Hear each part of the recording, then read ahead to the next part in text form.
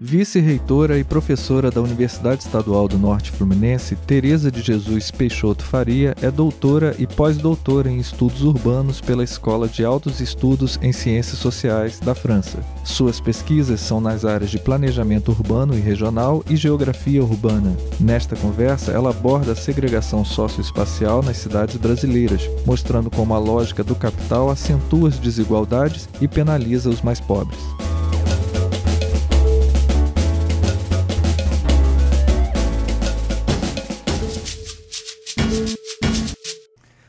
Professora, como que as cidades refletem a desigualdade? Como que, por exemplo, preconceitos ou concentração de renda, injustiças, elas se espelham no ambiente da cidade? Então, bom dia a todos, obrigada pelo convite. Essa é uma questão bastante importante nos estudos urbanos e na compreensão realmente dessa problemática da cidade. Então, é uma leitura, principalmente de geógrafos, que todos esses processos sociais, eles vão se manifestar, ou seja, vai ter uma expressão espacial. Então, se reflete no espaço urbano. Então, principalmente falando de desigualdades, ele vai se manifestar na questão de uma maneira também mais fácil de se entender, de segregação, ou seja, onde os pobres, e também uma questão, e normalmente por uma questão estrutural, a maioria de pobres são negros, então vão estar nessas periferias, ou seja, longe dos centros da cidade, onde essas áreas centrais são mais privilegiadas em termos de serviços, em ofertas de infraestrutura, elas são evidentemente mais caras e reservadas assim para as classes mais abastadas. Então, se transformando essa cidade em uma grande desigualdade socioespacial, ou seja, a questão desigual econômica, inclusive de etnia, ela vai se manifestar no espaço, onde as áreas periféricas são reservadas realmente para essas classes pobres, e as áreas centrais mais privilegiadas para os ricos. A senhora pode dar exemplos de algumas cidades brasileiras onde isso é muito visível, onde isso acontece de modo muito claro? Por exemplo, tem uma diferença grande entre Rio e São Paulo, por exemplo, onde o Rio aparentemente consegue fazer uma interação maior entre realidades muito distintas, até pela geografia. São Paulo já parece um pouco expulsar mais para as periferias. Nas cidades brasileiras, a senhora destaca alguns exemplos possíveis? Num processo, digamos, geral, numa análise generalizada, digamos que esse é um processo comum dessas desigualdades das cidades brasileiras, onde verificamos essa grande diferença entre centro e periferia. Claro que isso, numa leitura agora mais complexa, ela hoje se manifesta diferentemente, que nós chamamos um processo de fragmentação, onde, inclusive, um exemplo, falando de São Paulo, um ícone nesse exemplo, que é o condomínio Alphaville, que ele é distante da cidade, mas sabemos que é só as camadas de altíssima renda que moram lá. Inclusive pela facilidade, tem até não só o carro, mas helicópteros, então as pessoas têm essa facilidade de locomoção. Como outros condomínios fechados, até campos mesmo. Então, voltando aqui, nós vamos perceber que nas periferias existem esses condomínios exclusivos, são fechados e, portanto, no entanto, eles estão na periferia, inclusive muito próximos e vizinhos, às vezes, de favelas, quer dizer, um contraste muito grande. Então, que a esse fenômeno, então, nós chamamos também de fragmentação, que não é assim tão evidente essa leitura, de centro-periferia, mas ela é o que predomina ainda, Então, o Rio de Janeiro, por exemplo, por conta dessa geografia, como você disse, você tem nos bairros privilegiados a questão das favelas situadas no morro. Abaixo você tem os bairros privilegiados. Enfim, você está em Copacabana e você tem a favela em cima, no Leme, enfim, Ipanema, mas isso não desfaz a imensa desigualdade. né? Então, outros estudos também que já demonstram o seguinte, é uma proximidade espacial, mas um grande distanciamento social, não é? Inclusive, já fiz leituras assim com um aluno meu do mestrado, inclusive hoje ele é da Petrobras, quer dizer, hoje já tem um bom tempo, mas ele fez mestrado comigo, e estudando justamente esses condomínios. E a questão principal que a gente colocava era essa, né? A proximidade, como nós temos Bougainville, muito próximo ao ENF, e bem atrás você tem um grande muro, né? E atrás você tem a favelas, que aquela sequência de favelas, Matadouro, Tiragosto. Então, o que não desfaz a questão da segregação e nem dessa diferenciação, porque você tem uma proximidade espacial, mas um grande distanciamento social. E em São Paulo, muitas vezes tem uma análise, né, que chama é um patchwork, né? Então, a cidade, apesar dessas diferenças marcantes, tem lugares exclusivos, a favela, e lugares exclusivos mesmo, da classe de alta renda. Tem fotos marcantes que mostram isso, né, em São Paulo, condomínio super rico e ao lado a favela. Então, essa também é uma complexidade, digamos assim, né, do espaço urbano, mas não deixa de existir, né, como a maioria das cidades, não só brasileiras, mas nas cidades capitalistas. Eu, por exemplo, porque é um processo, né, do capital, digamos assim, essa desigualdade, né? Morei muito tempo na França, em Paris. Então, onde você percebe uma cidade muito descentrada. Então, você tem os vários bairros, né, onde provido de todos os recursos, inclusive a questão de transporte é muito importante, mas também tem uma linha que chama que é a linha indo para o norte, muito bem marcada, onde essa desigualdade é evidente. Então, os conjuntos habitacionais, sociais, enfim, então é marcadamente também, por uma parte, Paris, como a grande Paris, a cidade-centro, e as suas periferias, que é chamado banlieue, onde tem uma certa, marcadamente para os imigrantes, os mais pobres, enfim. Então, é um processo que, fundamentalmente, né, dessas desigualdades onde há desigualdade social, desigualdade econômica, ela vai se refletir no espaço. As políticas públicas que tentam minorar essa segregação, né, ou eventuais legislações que tentam minorar isso, surtem resultado? Por exemplo, aquelas iniciativas de tentar definir uma ocupação no solo que seja regrada, no sentido de não poder, por exemplo, não ter somente construções de alto padrão, ou que só pessoas, né, muito abastadas podem comprar, mas ter que equilibrar no mesmo bairro outras construções. Isso tem dado resultado? Ou seja, o poder público, as políticas públicas têm conseguido, de alguma forma, colocar equilíbrio, freios para essa regra do capital, que é mais de mercado, que chega e passa o trator e vai embora mesmo? Infelizmente, não, né?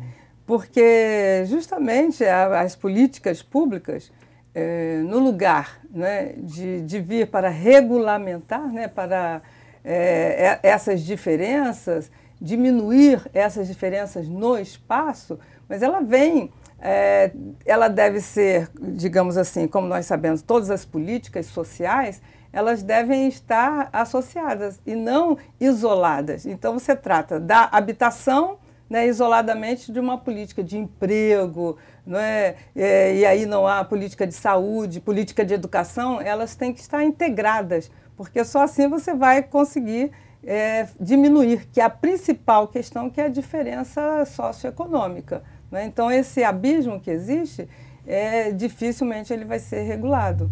E as políticas, então, urbanas, então, mais diretamente ligadas a organizar a cidade, o planejamento urbano, ele também vem carregado dessa perspectiva dos interesses do capital.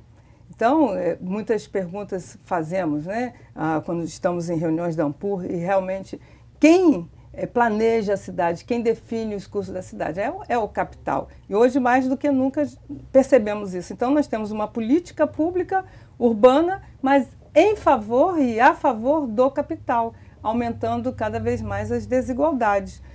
planos diretores, que muitas vezes estão muito bonitos no papel, né?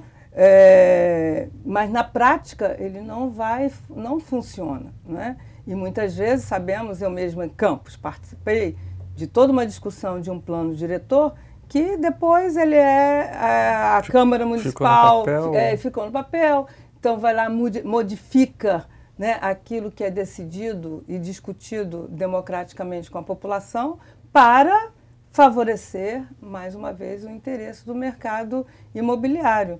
E essa política urbana, essas leis, justamente que regram, né, sempre a favor não das classes mais pobres, e isso não é de agora, isso vem desde o final do século XIX, início do século XX, quando, né, o urbanismo começa a ser construído, de fato a existir, né, no início do século XX, enquanto uma ciência, né, para resolver esses problemas, e não consegue resolver até hoje, né, essas desigualdades. E é um outro lado que, por mais que consigamos fazer um planejamento participativo, realmente pensando, é o que você diz, em mesclar, né, e não haver essas desigualdades, né, diferenças entre os espaços onde todos possam justamente usufruir da cidade igualmente, o que elas ocorrem para oprimir realmente. E a dialética, a problemática, você melhora um espaço, e isso ocorre, né, porque a cidade é nessa dinâmica social, construída socialmente.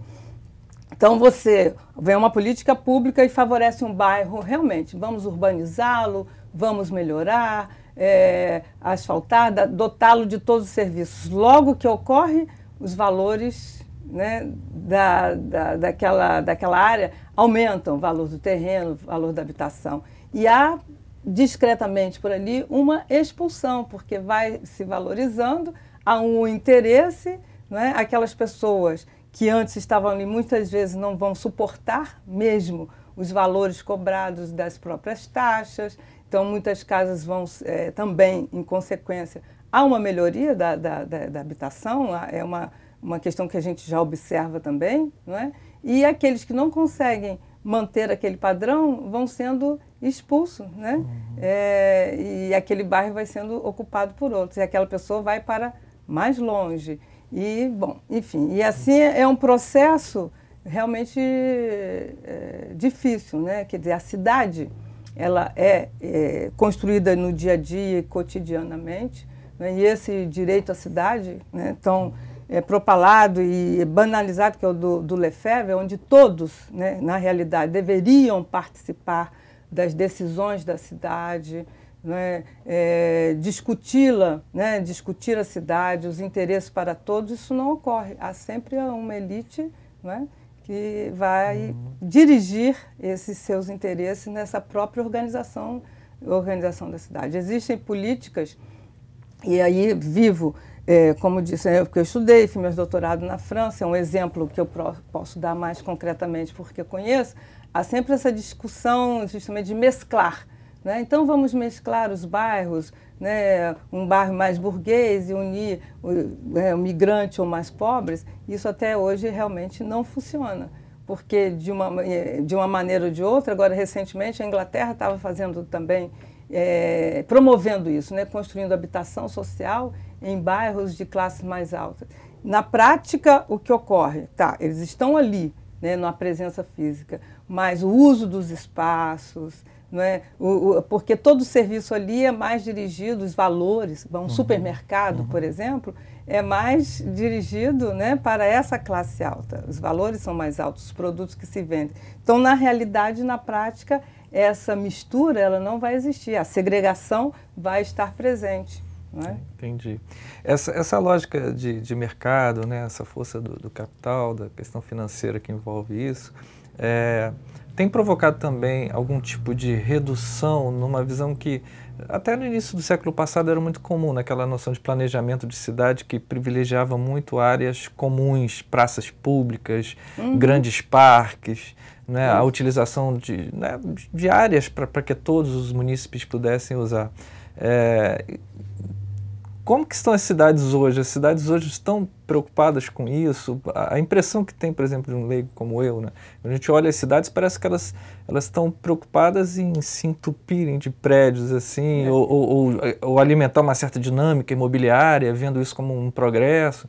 E parece cada vez mais afastada ou reduzida aquela concepção de, não, isso aqui é um espaço público e ninguém vai construir aqui porque isso aqui é para todo mundo. Né? Isso aqui não, isso aqui está reservado para ser um grande parque municipal. Exato. E não interessa se está numa área muito cobiçada, porque isso aqui é de todo mundo. Parece que essas áreas... Dá a impressão, não sei se isso é uma realidade. A maioria das cidades, aí vamos bem próximos de nós, Campos dos Goytacazes. Né? Os espaços que sequer públicos. Um grande parque municipal tem. Exatamente. Então, aqui, eu diria, quando estou ensinando meus alunos, né, as cidades médias, né, e no caso Campos, são muito interessantes e casos para esses estudos, onde nós podemos observar muito melhor esses processos. Inclusive as várias camadas, um período histórico, né? Então a gente tem desde o centro colonial e podemos observar muito melhor essa expansão e de que forma essa expansão ocorre. Então, vejamos, parques públicos, não existe, né? Me lembro que, por exemplo, no plano diretor, foi definido um parque que fica, inclusive, em Guarulhos. Como é que é? Itacuruçu, se não me engano. Bom, é um nome assim, agora me fugiu, mas, se não me engano, é Itacuruçu. E até hoje ele não foi implementado, né? Então ele fica ali muito perto do Parque Prazeres e de um assentamento, né, de sem terra, não sei se é Zumbi, 1 ou 2, alguma coisa assim, agora me escapou. Mas não foi implementado, está lá o parque abandonado. Praças públicas, quais são as praças? Estamos praticamente com os mesmos espaços que foram planejados há décadas exatamente, atrás. Décadas atrás.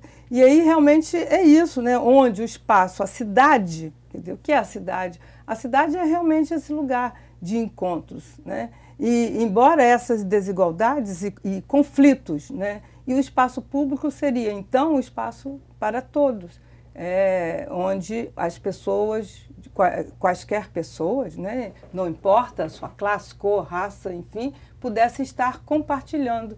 Mas esse interesse de cada vez mais privatizar em condomínios, por exemplo, tem cidades, né? O Alphaville é um exemplo dele, onde as pessoas vivem em exclusividade, né? E fechados, não vão à rua, não se misturam. Né? E esse assim, a cidade, né, na sua concepção, é isso, é um espaço de encontros, um espaço público, né?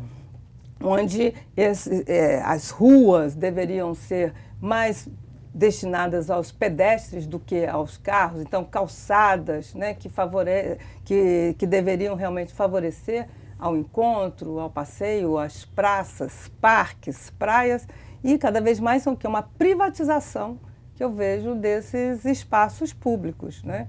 E cada vez mais as pessoas não frequentam. E aqueles que realmente necessitam desse espaço, onde ali deveria haver não só o ir e vir, mas as manifestações culturais, né? Para que todos pudessem estar ali compartilhando, são cada vez mais reduzidos nas cidades. Né? E aí para o interesse justamente de capital. Você chega numa avenida nossa área ali da Pelingo, o que está ocorrendo? Uma verticalização desenfreada, inclusive cada vez mais blocos enormes, né? Inclusive, me parece, infligindo o plano diretor, né, que foi planejado de uma certa maneira, aliás, pensado esse tipo de uso do solo desde 1979, no plano, né, do PEDUC de 79, onde havia regras de construção. Então, você teria uma proporcionalidade do tamanho do terreno, os primeiros usos comuns poderiam ocupar o terreno, e à medida que fosse elevando, teria que o afastamento ir aumentando maior, né? Aumentando para ventilação. O que eu tenho observado são blocos que não estão respeitando esse tipo de determinação lá no plano diretor, na lei, né, de uso e parcelamento do solo e no Código de Obras.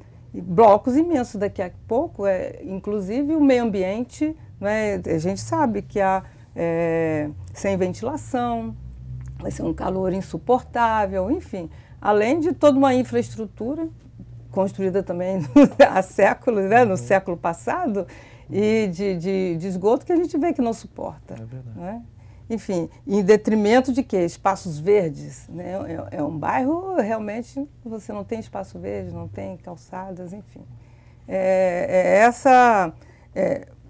Infelizmente, as políticas, não é? Que não são realmente integradas, e principalmente a política no que nós estamos falando aqui, a política urbana, né, de um plano diretor que regre realmente a cidade, uma cidade para todos, não é pensado para favorecer as classes menos favorecidas financeiramente, os pobres principalmente. Então, em favor sempre do capital e da especulação imobiliária. Bom, professor, muito obrigado. Excelente conversa. Obrigado mesmo. Obrigada a vocês.